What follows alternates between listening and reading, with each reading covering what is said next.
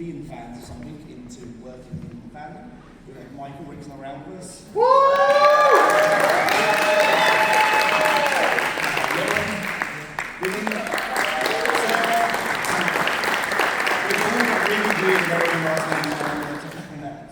So there's a QR code in the slideshow so you can click and see. So yeah, let's get started. We're going to talk about how being a nerd actually can pay the bills. So let's start with question one. So if we all stop pretending that we're cool for 1 second, the first question I'd like to ask everybody, starting with Charlotte, is what was the obsession you had before this became your job? Embarrassingly, I have been an emo kid since my teen years, and much to Phil's hatred, because he doesn't like that stuff. That's the worst. But that was emo music and like punk music was my entire teenage years. Even though everyone was like, go outside, leave your bedroom, do things. I did not do that. But now we get to create art for these fans, so it's kind of come full circle. Yeah, did you originally kind of Yeah. We just go down the line. Yeah. That's a question.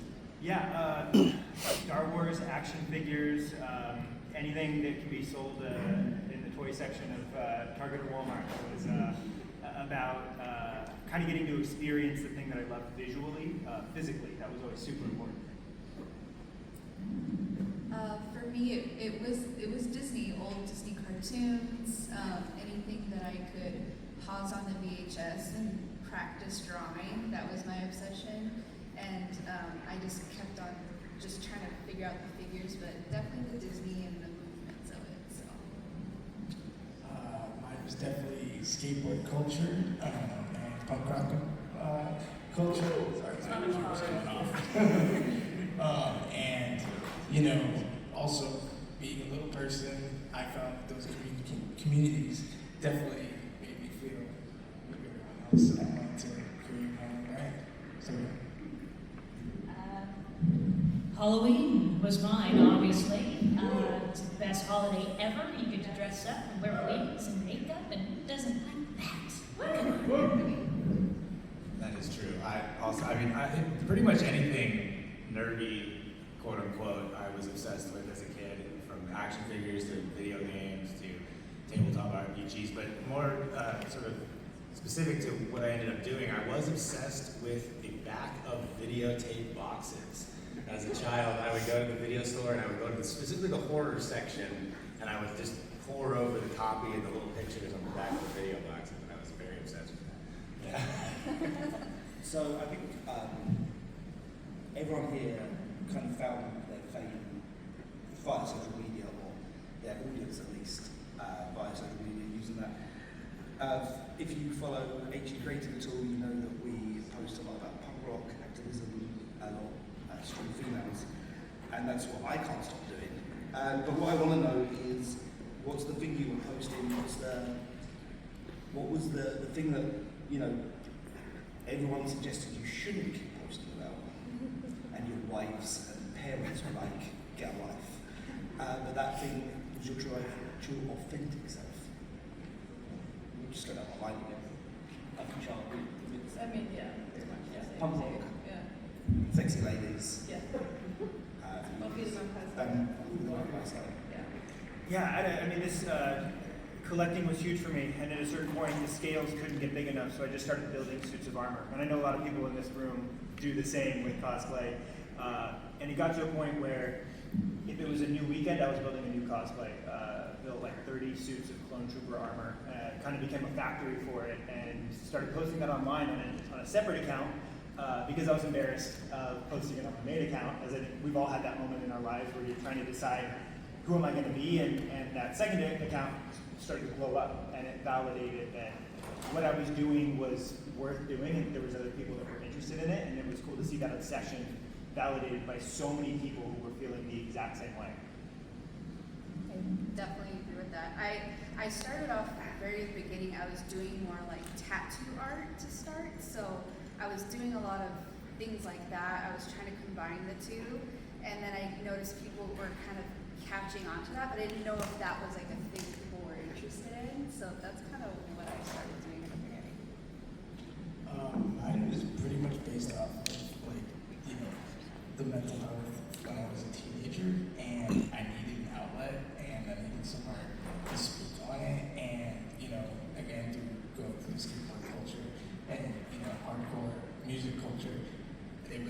spoken about in that, and you know, I wanted to put anything I could, like sayings or whatnot, into making people not feel alone and speaking up about their mental health and going from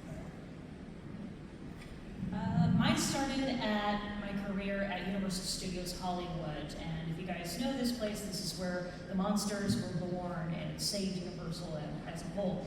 And not only that, there I was playing Marilyn Monroe and the Bride of Frankenstein, which is two of my worlds combined, right? Something vintage and glamorous and something horrific, but also still kind of pretty. And a lot of people, because of Marilyn, I got into vintage and how to do vintage hair myself. And a lot of people online therefore asked, well, how did you do that hair? Let me see. And so I was like, okay, I'll do a tutorial for you. And but I have to do it in my own way.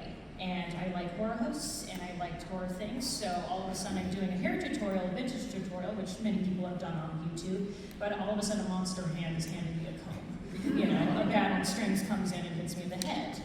Unexpected, but it's what I like, you know? And it ended up working, and my first video ever that I uploaded on YouTube, a hair tutorial, has over, I think, 1 million views now, or something like that, 2 million. So, do what the guests ask you, I guess. Yeah, for me, I didn't, unfortunately, for artistic growth, I didn't experience too much pushback against what I wanted to do. My mom was a graphic designer and was very, growing up was very supportive of all the ridiculous, stupid things I wanted to do. But I guess I sort of just went with the flow as things. I always wanted to tell stories somehow, right? So that was what really appealed to me. And I came to Los Angeles when I was 20 to be a filmmaker, and then that didn't work out, so I decided to start a punk rock band, and then that didn't really work out, and then I eventually did become a copywriter and creative director. So it just kind of came around to that. But it was just kind of, for me, it was like following just what kind of came in front of me. As long as it was a way to tell a story, it was cool. Stick it to yourself. Exactly. Yeah. Just whatever felt right in the time. Yeah. So that brings us on, that brings really well into the kind of next question. So me and Charlotte, because we come from punk rock, we kind of just do whatever we like whenever we like. And where I was reviewing people's portfolios yesterday, and I understand very much that it's not necessarily an American thing to be doing, and that the young artists I was speaking to were also scared. And I was like, I'll just mock this up as a Green Day poster and post it. They were like, I can't, Green Day haven't asked me to do that. I was like, well, they might if you do it. So what we do is we just draw the art and post it, and that has led us to working with Phoebe Bridges, where we were just posted the art, and she was like, I'd like to use that for my homecoming show. And most recently, working with Dan Housen, I just did some Dan Housen art and I posted it, and then I woke up in the morning and he was like, I'd like you to be my officially licensed artist. So that's it's just, just kind of happening organic. So again, we go down the line, and the question's so on. So it's like, when did you go from, this is my hobby, I'm hosting, to, oh, actually, I'm paying my bills? Yeah, it's a great question, and so similar to yours. So my life is kind of dual-faceted. 9 to 5, I'm the founder of an e-bike company called Super 73, and then anytime that's not the case, I'm a Star Wars fan. And very similar to Phil, when we were building the e-bike company, I had that same mentality about how do I get this bike in front of the people that need to see it? And I didn't have permission to be doing what I was doing, and instead I said, okay, well, Lil Nas X is blowing up right now. I'm gonna make him the most beautiful custom bike you've ever seen. Zero connection to him, zero understanding of how to get it to him. And the team, we would just get together and we would create this really beautiful piece of art that paid homage to what Lil Nas X was doing, or Post Malone was doing, or Snoop Dogg was doing. We'd throw it on our Instagram and say, hey, we made you a bike. And 10 times out of 10, we'd get a DM from them. Almost that same day in most cases. And they'd be like, here's where you can drop it off. I love it. I want to meet you. It landed me in Snoop Dogg music videos, Post Malone music videos. It has opened up an incredible amount of doors. The Snoop Dogg thing ended up becoming a Star Wars thing as well, where some friends and I made him a suit of Mandalorian armor for his music videos. So you start to post those things, like Phil was saying, and the doors just start to fly open. And they won't always open in the way you expect or want them to open, but if you're willing to just go through with the energy that's given to you, and you're not afraid of embarrassing yourself, a lot of really good stuff can happen. So when I first started, I was coming from, I was a makeup artist for way over 10 years, and so I was experimenting a lot with adding makeup to my characters, and I was just trying to see how that would catch on, and it did, and I got my very first job, like my big job was Suave Seeds of Pomade. They wanted me to design the posters and some merchandise for them. And then they were passing out like the posters for barbershops and things like that. And that was my first real company job as a beginner, you know? And that's when I knew like, wow, this is really cool. And then the momentum kind of picked up, like people actually like my style and they like the kind of addition of makeup on the cheeks and stuff. So that's kind of when I thought, I think I can do this, because I actually gave myself 2-year limit. Like, we'll see how it goes. And when I got that job, I'm like, I think I can do this. I think it'll be okay. So after that, I just started getting more jobs for other brands and companies. So that's kind of where it started climbing. So I still do a 9-to-5 job, but in that 9-to-5 job is I'm a brand strategy person that makes artists, like heavy metal artists, to podcasters, brands come to life through merchandise. And, you know, I come up with the strategy of, okay, how can we tell your story? What can we, you know, give to your audience that's gonna make them want to wear your clothes and feel something? And after that 9-to-5, I go straight into Anxious Youth, and I work on that myself. After giving everyone flowers to them, I have to give myself flowers too, you know what I mean? Because it's like, you gotta put passion into yourself as well. So from there, you know, I look for things that resonate, quotes and stuff, that are gonna help our audience, but not only help our audience, help myself as well, you know, going through a mental health journey and whatnot. I made the silly mistake on picking a dead career, literally pun intended. I wanted to be a horror host, and horror hosts were very popular in the 1960s, 70s, and 80s, as we saw.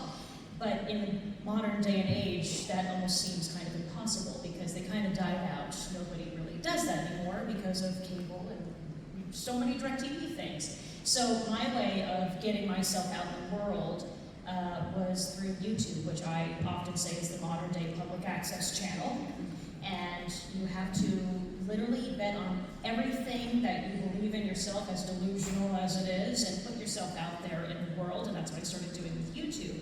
And because of that, it got me a small film playing Victoria the Vintage Vampire, which originally was meant for Elvira. She didn't like it, so she passed it down to somebody else. Somebody passed it down. Somehow it got to me in the slums of the internet. And then I became that hag right there. And that's what started this immense horror host, I don't know, thing in my head. And at this time, I got rights to this character. I started developing this character on YouTube. And then after that, right when I started posting on YouTube, I don't know if you guys have ever heard of this, but Christine McConnell's Curious Creations came out on Netflix, which is an amazing, amazing show about a vintage woman with puppets. Exactly what I was doing.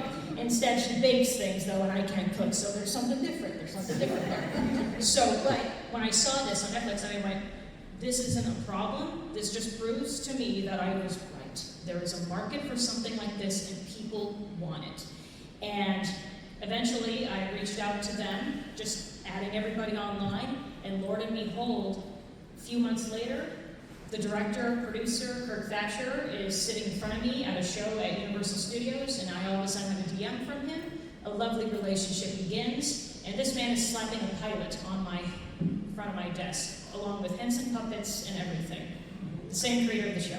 Because of everything he saw that I put out on my YouTube channel.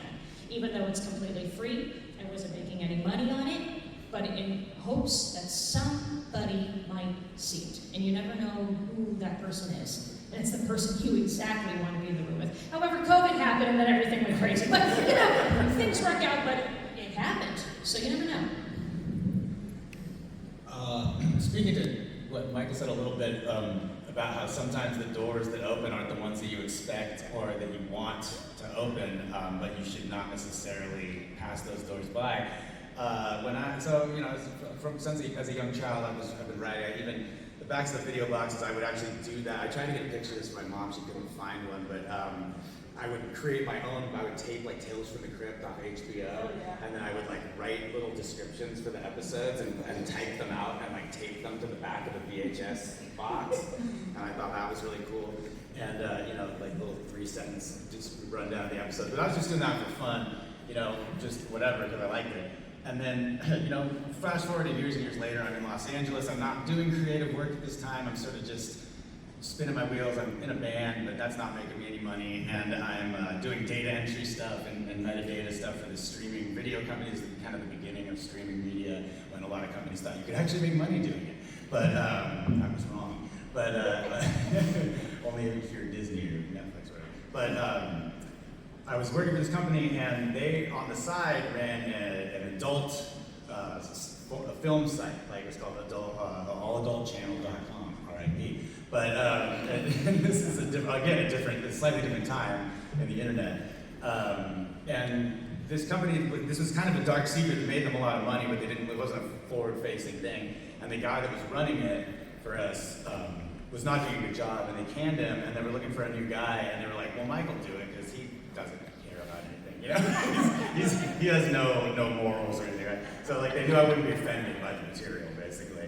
And but part of that deal was that besides curating the adult film library that went on the site, I also wrote the copy for the films, because like whereas Warner Brothers or HBO provides you with a nice little block of copy to put in the digital, when you're putting it up, Vivid does not. And Vivid lets you do whatever you want with it. They say, make it up, whatever, we can use what's on the back of the DVD. Sometimes there's not a DVD. So it's like, so sometimes I would paraphrase a DVD copy, and sometimes I would just make it up off of my head. But anyways, I did that, and that was my first sort of like real copy gig, writing gig and I used that. So this is a strange way in, but like in subsequent interviews, this is a funny conversation starter, right? Well, yeah, I've written copy for porno, and that gets, it's people, some people it's going to turn them off, but other people are going to be like, oh, really, so that was very changing. That some people it really turns them on. Yeah, exactly.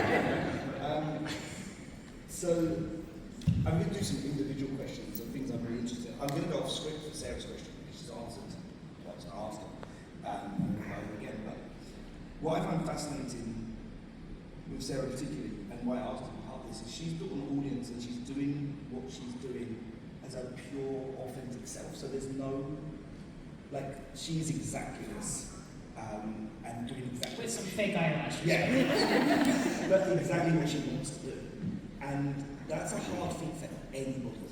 And we all know that's hard. But she's also doing it as a woman, which is incredible. And I think we just need to take a moment to appreciate that she's doing kind of but what's fascinating to me is everyone thinks this is easy, right? So you must get it. You must have people who impersonate you almost, or people that are super fans of what you do, and they think they can just go on YouTube and do it, right? And it's easy, and it's not easy. No. But if you lost your following, say Meta or whatever, delete it. Right. What is the one thing you do today to claw it back?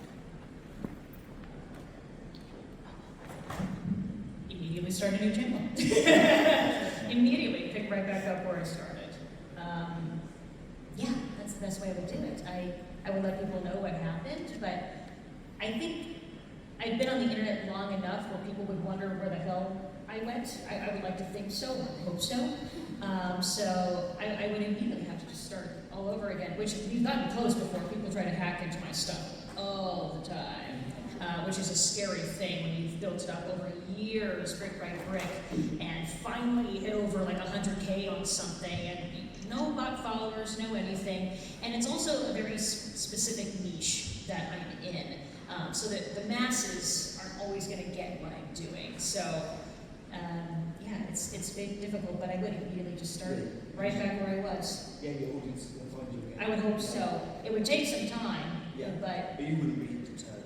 no, I would hop right back on. Because this is what I feel like I'm expected to do. I'm terrible at math, so we can't do anything with that. So it has to be something online for me, for sure. And then talking about like women doing this and how hard it is. So Lauren here, what's incredible is not just her artwork, she's the first woman to ever design a Trader Sam's tiki rack. Which means that one day she will probably have her outfits in the Legends foyer at the Disney Studios. When she's much older, I would hope. I'm sure they will one day come calling and say, oh my God, that's the first woman to ever do it. And that is the kind of sentence that makes like little Lauren pass out, right? So Yes. that's your dream. Now, when I'm doing things, the worst thing for me is working with a band that I love, because what we all get is a conscious. So, what is the thing that you would just wish you just stopped worrying about and just got on with? Probably the thing I wish, if I could go back, sitting where in my seat that I'm in now, is stop worrying what everyone else thought. Like when I stopped doing, makeup, like I stopped doing that cold turkey to pursue this art dream that I've had since I was little. And I think a lot of people thought I was insane, and I thought I was insane. I thought I was absolutely like, what is going on in my head? So I think if I could go back, I think I would trust myself more and my instincts, because I didn't listen to myself enough, and I just thought, no, this isn't working. I need to stop. What am I doing? But something in me, no matter what hit at me, I just kept going, and then it just kept growing. And I think I finally stopped getting, I still get in my head. I am that person. I'm just like, no, maybe that's not gonna work, but I just kept going. And so if I had to think back, I'd just be like, Lauren, just trust yourself, you're fine. You're okay, everything's fine. Yeah, So, it's fun. yeah. So, we'll move on to someone that I think has never suffered imposter syndrome in his life. And that's Mike at the end there, who not only works in video games, but when he's decided to pick his career, he picked randomized character. So he's been punk bands, he's acted, he works as the king of medieval times. He's written descriptions like poems. And he now works as one of the biggest video games in the world. So, it's a wild career path. So how did you land, so how did you go from, what was the first video game you worked on? How did you get that gig? So, I worked in the QA mines a long time ago when I first moved to LA, which I don't really count. I mean, that was, I guess, the beginning of my video game journey professionally, but I wasn't working creative at the time. I worked for EA, a great company to work for until they lay you off every single time. But, the video game industry is dark and full of terrors. But so that actually this is a good example, because so coming from the streaming world and looking for more creative and getting to dabble in the creative copy in the adult film world there, and then being sort of dissatisfied with the non-creative work that I was then doing. I saw this job posting for a copywriter at a video game studio called Cloud Imperium Games. It was a startup at the time that had just broken some Kickstarter records at the time for video game projects. I don't know if you guys are maybe familiar with the project Star Citizen or Squadron 42, Chris Roberts' little baby. But I was, again, this is a job that I wasn't really qualified for at the time, except for the fact that I had been playing all these video games since I was a wee little boy in the 80s. And just like that was intrinsically part of me. I mean, video games it's impossible for me to explain myself without having video games as part of my soul, sort of, I guess. And so when I interviewed with the Star Citizen team, with the Cloud Imperium team, it was actually less. Again, I have a funny story about writing copy for porno, and then it was my I guess, my literacy in the world of video games that really kind of got my foot in the door there, because it was in the interview, it was more about, less about like the writing and more about sort of my experience with Chris Roberts stuff, which I did out on Wing Commander, like come on, right, Wing Commander 4, and or Wing 3, but and then you know, just all that stuff, and my icon, it was Skype at the time, I was dating myself, but it was this, and my icon was the little death screen from another great game called Shadowgate, which I don't know, that's really dating me, but Shadowgate's an old like Mac game back in the day, and it was the death screen from that, and the guy that was interviewing me, Dave Haddock, great writer, was like, is that the death screen from Shadowgate? You know? And I was like, yeah. And he was like, oh man, and we ended up talking for like 10 minutes of this interview about Shadowgate, and it was like, and about how I had gotten in a lot of trouble with my mom by calling the Nintendo like tip hotline because I kept getting stuck in Shadowgate, and I ended up racking up a really significant bill, like the 900 number I had no idea. My mom's getting this bill, being like, what the hell's going on here? What are you calling? I was like, Shadowgate's hard, Mom. You know, but you know, so we ended up talking about 10 minutes. And to this day, I never actually asked Dave, but I think that was what got me that job. Was like me being able to wax about this old video game like for 10 minutes straight. And I just think that I now work for an advertising agency or a creative agency called Summoner. Can't really talk about much of the work we do, but I guarantee you that I write for video games that you guys have played. But like, that was the same thing. Like when I interviewed with them, I did some freelance work for them, and it was they were like, well, you know, there's a lot of writers in Los Angeles, a lot of good ones, but like we know that you know games, and that we could put you in a room at Riot or Epic, and you could sit there and hold your own with the team, you know, and know what you're talking about. So that, I think that was my biggest breakthrough was that CIG. And it was like to sort of what this panel is all about, right? It was because of just my pop culture knowledge and me immersing myself in this art form for years because I just loved it, and that's what kind of was the difference maker. Yeah, like everyone just continue to be authentic and just let your passion shine. Yeah, exactly. And that brings us on to the man sitting next to me, who, when we were offered this panel, was the first person that came to mind. I'm going to run through Michael's credentials, because he makes me sick. I make a lot of people sick. Yeah. So Michael here these are like, for people that know the things he's done as well, want to do these things, it's insane. So he has built cosplay good enough to be in the 501st. So I think that's insane to me. He founded Super 73, California's biggest e-bike company. He's gone viral more than all of us combined multiple times. I need attention. He hosted a hugely successful podcast like Star Wars. He was in the Ahsoka show, and he was also the best part of the opening show. If anyone knows his role in that. He was the most watched person. So, with all that in mind, the question everyone in this room wants to ask, oh yeah, this is also born with that face. Which makes me physically sick. So, the question we all want to know is, has anyone ever said no to you? Oh wow, painful, thank you. I appreciate those compliments. I think the Obi-Wan show is fantastic, and if Disney's listening, I have nothing negative to say about any production they've ever made. Yeah, you know what's so funny is I think that the reason I worked so hard is because I've heard a lot of no's. I grew up with severe ADHD, and my mom decided not to medicate me, and instead she wanted to create outlets. We had the same mom. Create outlets for me to be able to succeed alternatively. And so when I wasn't doing well in math, there was art. And it was more about preparing me for the no's I would hear. I, my entire life, wanted to be an Air Force pilot. Really locked into G.I. Joe early on, and I thought for sure I was going to be flying jets. It's funny to think about now. Right, you're laughing because you're doing pretty well. No, I'm laughing because I'm surprised you're not flying a jet. Oh, listen, I crashed on the way here in my truck.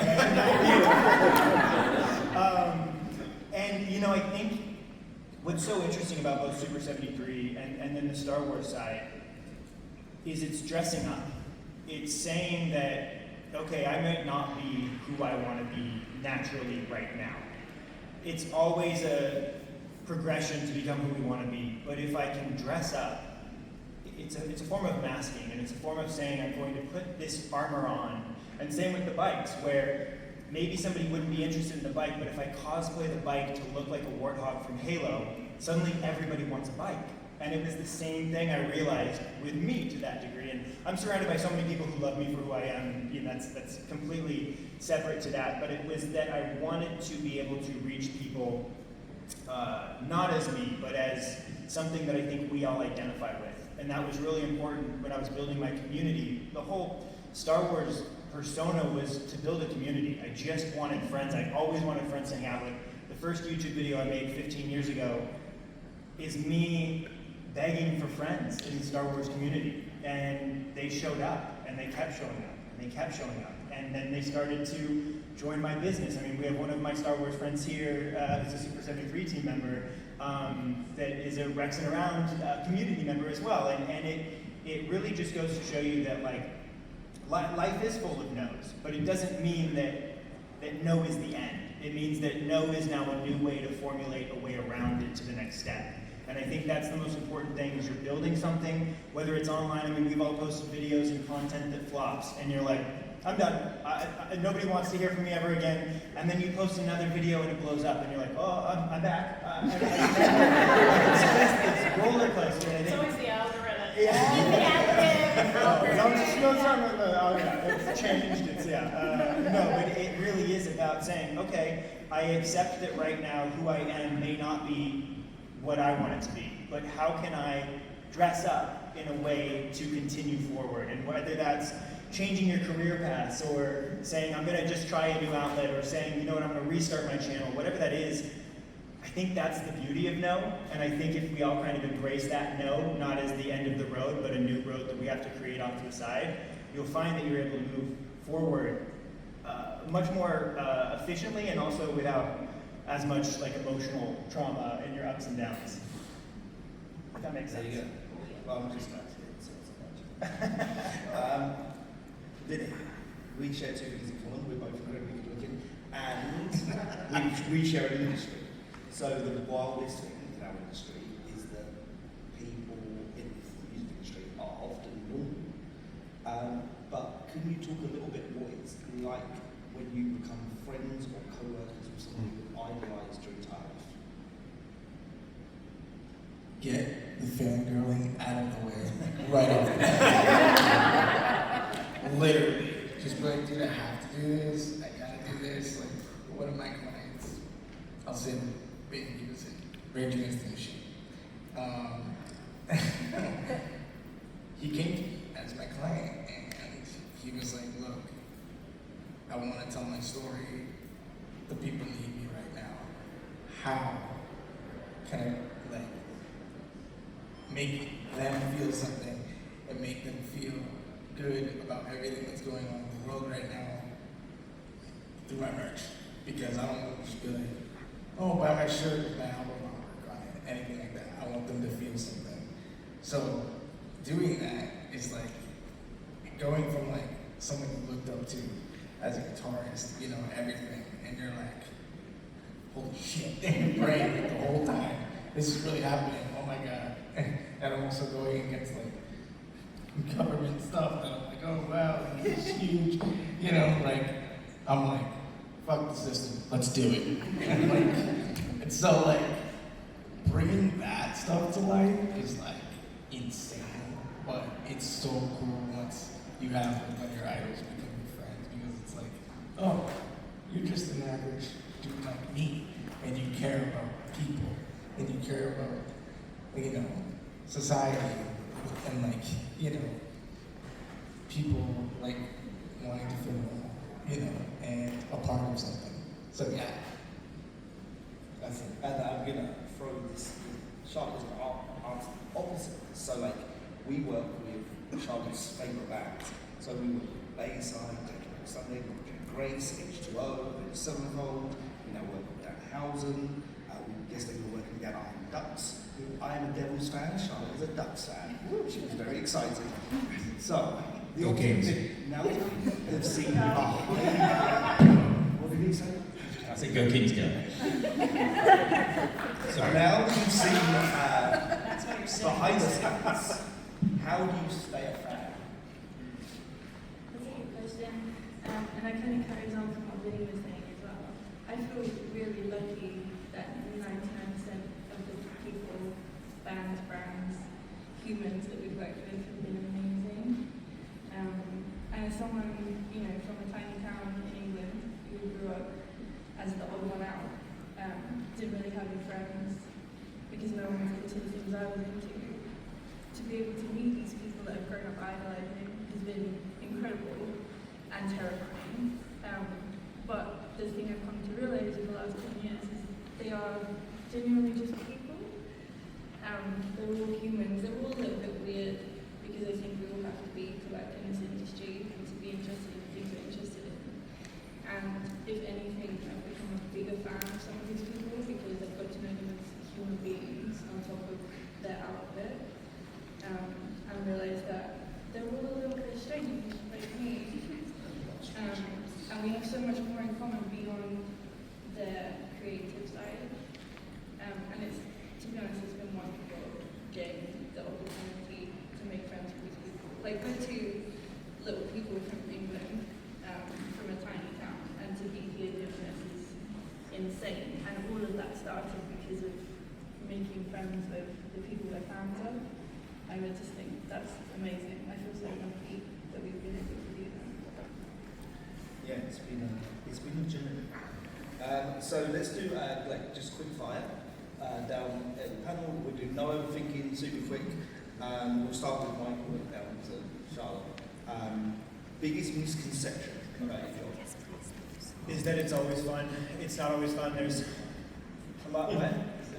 That's okay. It's good. I honestly thought they were starting over there too. Is that the same answer? Is always fun? Yeah, the same answer. Go for it. Do you want, oh, shit, I was hoping you would start.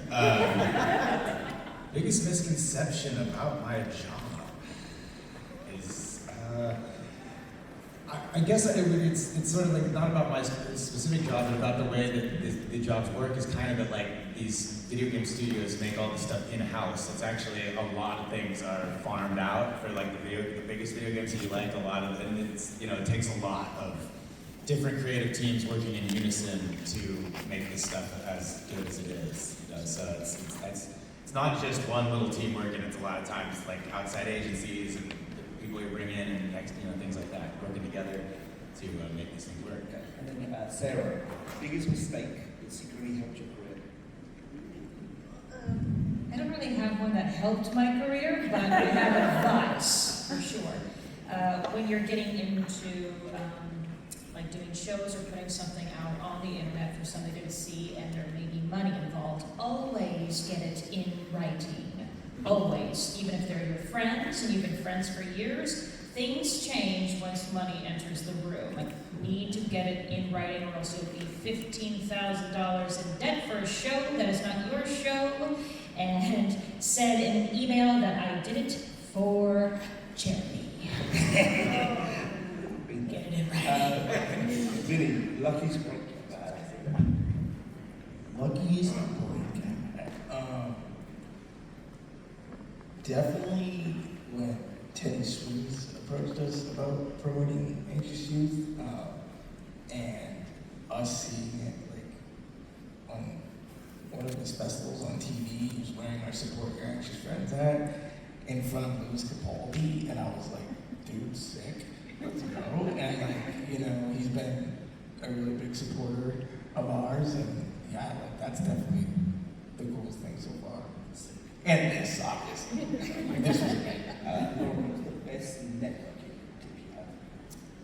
Honestly, build a fun community of fellow artists and people who have the same passions as you, because it's so much fun, like getting to know everyone here, like being able just to be together, we all have a common goal. So being able just to befriend everyone, because you never know, maybe they'll be like, hey, I got offered a job to do something, but it's not for me, but you would be perfect for it. And I think that's the biggest thing. Don't gatekeep, just like be open to everyone's here. We all want to be successful. We're all doing something we love. That's probably my biggest networking tip. Just meet people, get yourself out there, and don't be afraid to do something. Even if you doubt yourself sometimes, just say yes, always, and then figure it out later. So I'm going to jump to let in you. So what is one piece of advice which someone could give, or like one piece of advice which someone could give you that you would like to give to everybody else? I would say when we started our business, we spent a lot of time doing work that we felt we should be doing. And one piece of advice I wish someone had told me at the beginning was just be yourself, be authentic, do the things that you want to do, put out what you want to see. Because as soon as we started doing that, that was when we found our community, our network, and that's when everything took off for us. And also we got to enjoy things more. So if I was giving advice to somebody, or whatever someone had said to me, was just be yourself from the beginning, be authentic, because if being authentic is the number one thing you can be. It's very obvious if you're not who you say you are. Like everyone has said today, knowing what you're doing is so important, and you can only do that if it's something you're really passionate about and you really love. And then Michael, who's going to end with you. What is the one thing you still do today exactly you did as a fan?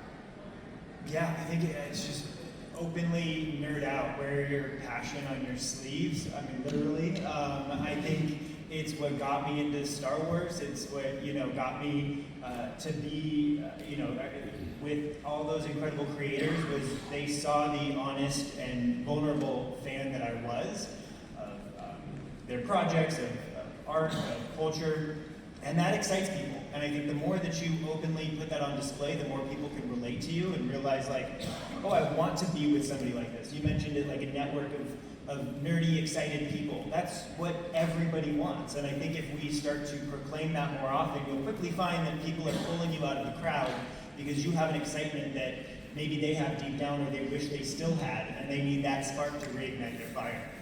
Thank you, that's awesome.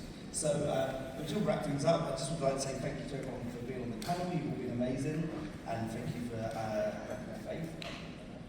And thank you all for coming. In about an hour, I'm going to head up to the sales pavilion to sign in. So there's a print in the bag. If you're going to be signed, and tell your friends. I don't want to be there on my own. So I'm ready to sign in. It's so embarrassing. At least one of you can't. And then Michael's company, Super Free, have been really gracious to give us this custom one-of-a-kind e-bike. Inside the swag bag, someone has actually won it. So there should be like a golden Looking ticket. for a brown envelope in your bags right now. I hope you live close. If not, I'll figure it out. I mean, that's got to be worth just coming forward stuff. And it's a good way to end it.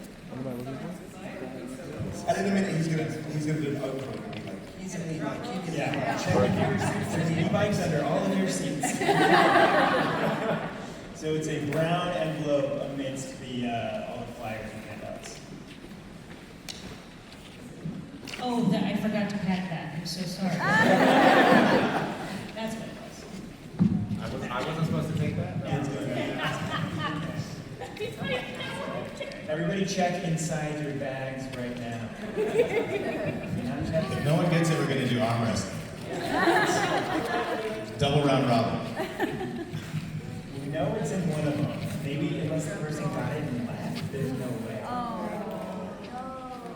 Must be present. I just want to really make sure. Is everybody checked?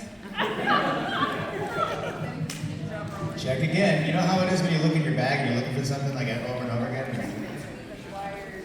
In the last we're getting place you confirmation it look was for. handed out.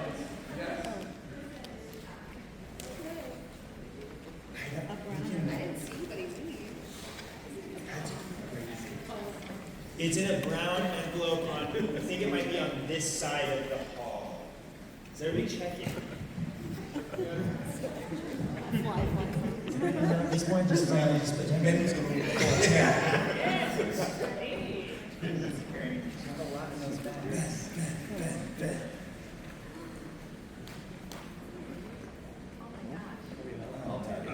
embarrassing. This has never been so hard to give away a bike. Really? Okay. I mean, I guess. Well, you Then it's in your back pocket. That's what I'm saying. Everyone want to arm wrestle. Do you guys have the envelope, Ben? No, we know. We can't even do trivia questions. You put it in the thing. No, we know it. Well, how are we going to do that? So, Really? So we think it was one of those. what are the odds? Does anybody know who those two people were? So,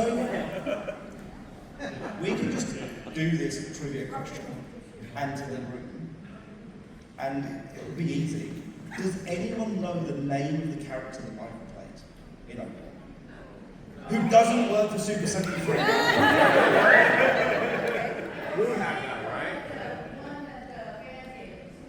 The nerd at the back. I feel like that wins. He's not officially named on Wikipedia. No. You got it.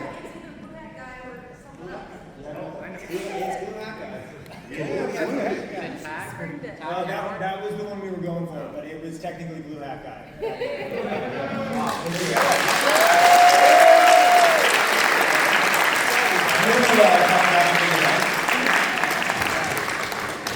I think they get it just because they knew like there was lore in general. That's right. She wanted to get really.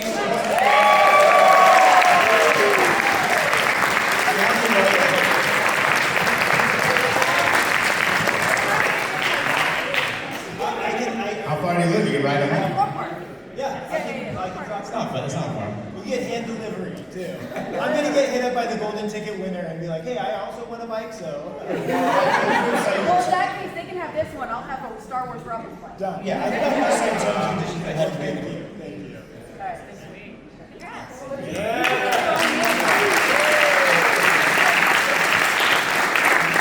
It's actually it's so more appropriate too because that's like ties into the like you're a nerd, so you want the bike. Thank you all. Thank you for coming. Thank you.